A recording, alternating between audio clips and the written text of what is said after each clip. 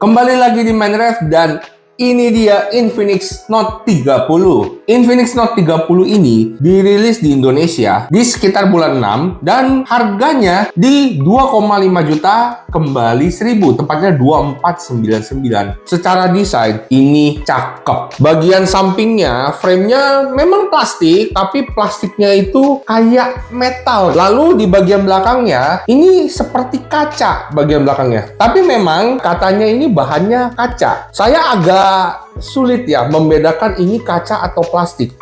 Tapi setelah saya searching, katanya sih ini kaca. Mungkin kalau teman-teman tahu materialnya apa, bisa share di kolom komentar ya. Tapi memang kalau untuk saat ini sih agak sulit ya membedakan plastik dengan kaca karena sudah hampir mirip-mirip nih.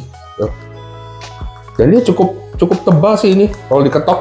Dan bagian kameranya ini juga ada gradasinya gitu. Kalau kena cahaya, keren sih. Bahkan bisa ngaca nih di sini. Bisa ngaca. Dan di bagian belakangnya ini dia 3 buah kamera ya di sini, serta 1 flashnya di sini. Untuk layarnya, panelnya masih IPS LCD. Ukurannya 6,78 inch, namun ini sudah 120 Hz. Jadi gerakan di layarnya itu semakin mulus, lebih mulus dari 90 Hz. Dan untuk ketajaman gambarnya, layarnya ini sudah Full HD Plus ya, sudah Full HD Plus. Dan yang bagusnya lagi dari layarnya si Infinix Note 30 ini adalah adanya sertifikasi untuk low blue light. Jadi itu semacam sertifikasi untuk anti radiasi lah gitu ya. Jadi untuk layarnya ini cukup keren. Dan notch-nya itu dia modelnya tompel ya, bukan model tetesan air. Terlebih di bagian depannya ini dia sudah ada anti goresnya juga. Jadi kalian tidak perlu repot-repot beli anti gores gitu ya. Ini sudah dikasih anti goresnya. Dan kalau sewaktu-waktu anti goresnya ternyata copot, Infinix memberikan tempered glass di dalam paket penjualannya. Untuk fiturnya pun gak kalah kerennya. Fiturnya sudah ada NFC. Terus juga dia sudah ada fingerprint yang kecepatannya cukup cepat. Ini cepat loh. Tuh. Kemudian ada face unlock juga yang kecepatannya juga cukup oke kecepatannya.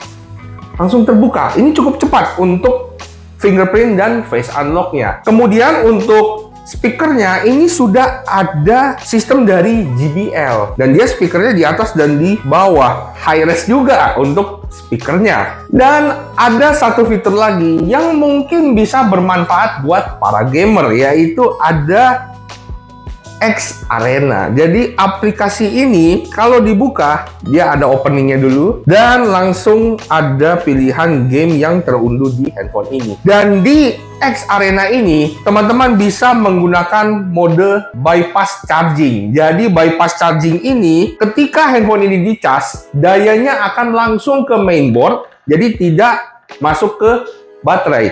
Jadi selain baterainya jadi lebih awet, handphonenya pun tidak akan terlalu panas. Beralih ke performanya juga cukup baik di harganya. Chipsetnya menggunakan MediaTek Helio G99 dipadukan dengan RAM 8GB serta internal storage 256 GB yang bisa diluaskan lagi dengan microSD tanpa harus mengorbankan salah satu kartu SIM-nya. Dan selama saya menggunakan handphone ini, saya tidak ada keluhan apapun. Untuk loading aplikasi lancar, kemudian untuk scrolling di sosmed cukup lancar, dan apalagi RAM-nya juga bisa di extended hingga 8 GB, jadi total bisa 16 GB. Jadi dengan internal yang besar tadi, dengan RAM yang bisa diluaskan tadi, handphonenya jadi semakin cakep untuk performanya. Untuk skor Antutu, kami tes dengan Antutu Benchmark 10, skornya 400 ribuan. Cukup kencang.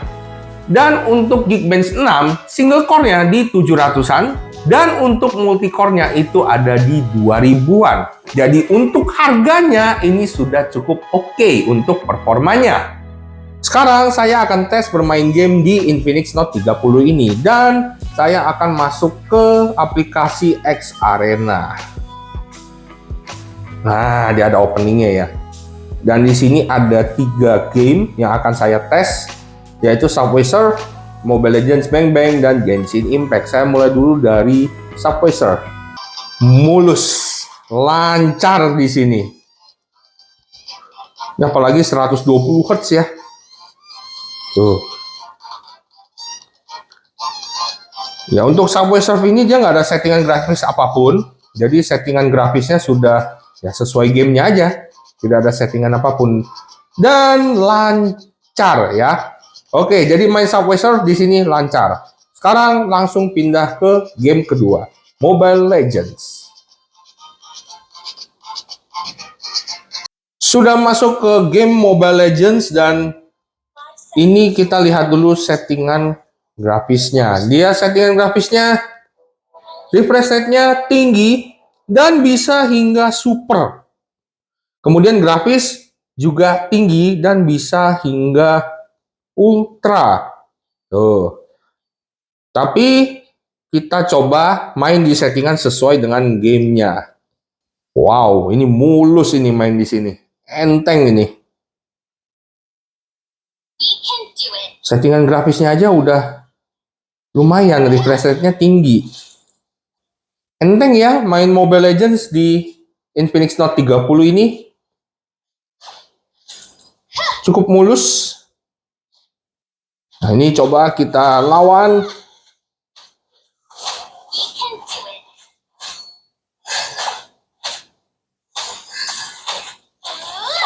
Nah, main Mobile Legends di sini bisa. Sekarang kita coba ke game yang ketiga, Genshin Impact. Sudah masuk ke game Genshin Impact dan kita lihat untuk settingan grafisnya, dia bawaan dari gamenya, settingannya itu terendah ya, dengan 30 fps. Dan kita langsung saja coba. Wow, ini cukup enteng ya. Tuh, mulus.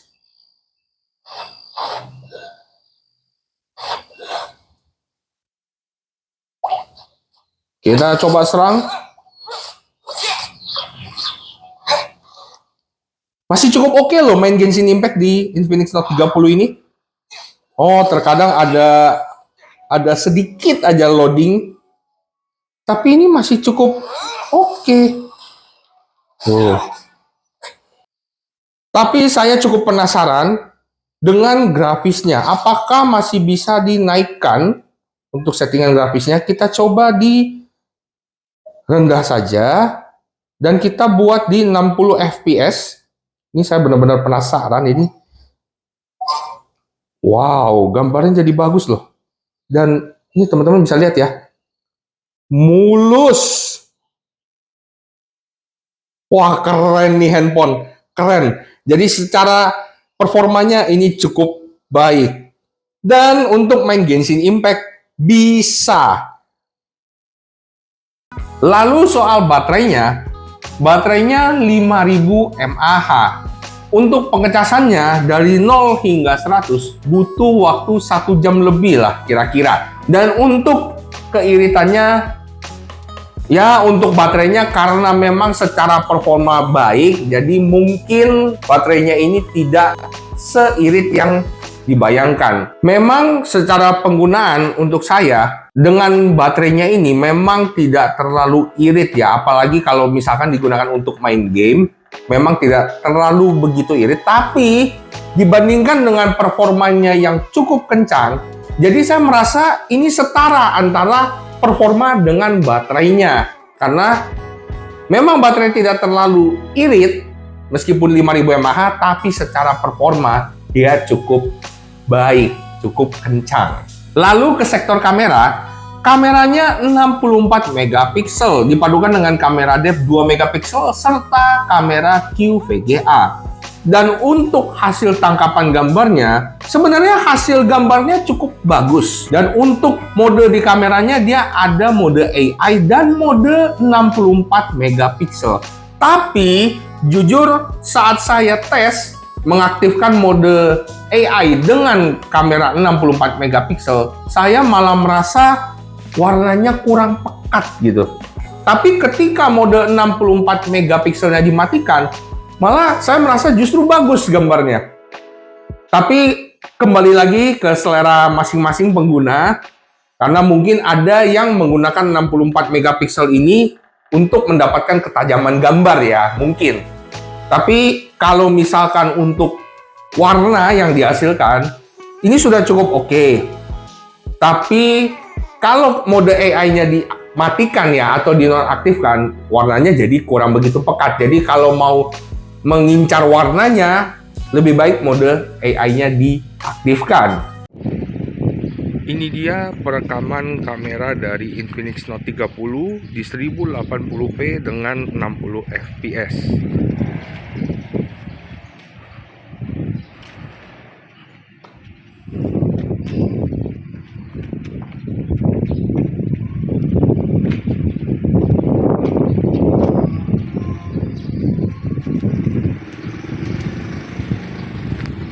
Untuk kamera depan 16 megapiksel dengan lampu LED. Dia ada lampu LED-nya nih. Ya, untuk kualitas kamera depannya cukup-cukup aja, nggak terlalu tajam gambarnya, tapi tidak terlalu buram juga untuk hasil gambar dan perekaman videonya. Jadi masih cukup oke lah untuk kamera depannya ini.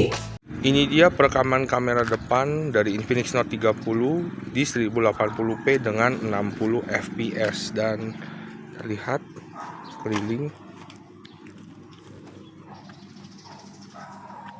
Lalu sekarang kita bahas kelebihan dan kekurangannya. Kita mulai dulu dari 3 kelebihannya. Untuk kelebihan yang pertama, yang jelas adalah performanya yang cukup kencang. Jadi chipset MediaTek Helio G99 di Infinix Note 30 ini cukup oke. Kedua adalah pengecasannya yang cukup cepat di 45 watt. Ini untuk baterai 5000 mAh jadinya lebih baik pengecasannya. Ketiga adalah fiturnya yang cukup banyak untuk harganya.